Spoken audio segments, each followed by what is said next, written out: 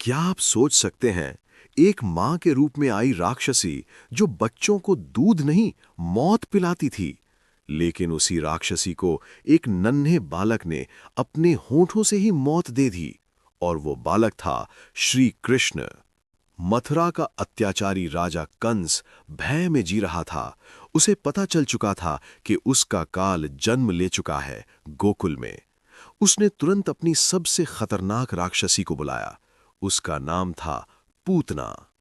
पूतना एक ऐसी राक्षसी जो सुंदर स्त्री का रूप धारण कर सकती थी और अपने जहरीले स्तनों से मासूम बच्चों की जान ले लेती थी।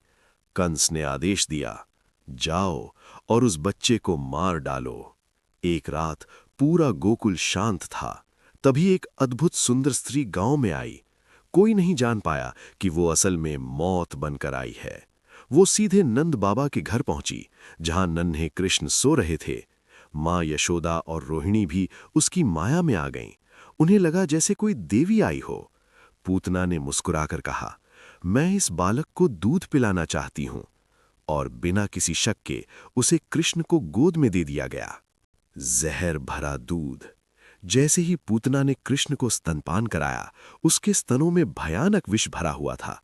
लेकिन कृष्ण तो स्वयं भगवान थे। उन्होंने दूध पीना शुरू किया, पर साथ ही पूतना के प्राण भी खींचने लगे। मृत्यु का तांडव। अचानक पूतना चिल्लाने लगी, आह, ये क्या हो रहा है? उसका सुंदर रूप खत्म होने लगा और एक विशाल भयानक राक्षसी का रूप सामने आ गया। वो आकाश को छूने जितनी बड़ी हो गई और जोरदार धमाके के साथ जमीन पर गिर पड़ी। पूरा गोकुल हिल उठा। भगवान की लीला। गांव वाले दौड़कर आए। उन्होंने देखा एक विशाल राक्षसी मृत पड़ी है और उसके ऊपर शांत मुस्कुराते हुए बैठे हैं नन्हे कृष्ण। मां यशोदा दौड़ी। उन्होंने कृष्ण को सीने से लगा लिया। आंखों में आंसू थे। मोक्ष की प्राप्ति। सबसे चौंकाने वाली बात यह थी कि इतनी पापी राक्षसी को भी कृष्ण ने मोक्ष दे दिया, क्योंकि उसने कृष्ण को मां बनकर दूध पिलाया था, भले ही उसका इरादा बुरा था। जो भगवान को मारने आई थी, वही उनके स्पर्श से मुक्त हो गई। यही है श्री कृष्ण की लीला, जहां मृत्यु भी मोक्ष बन जाती है।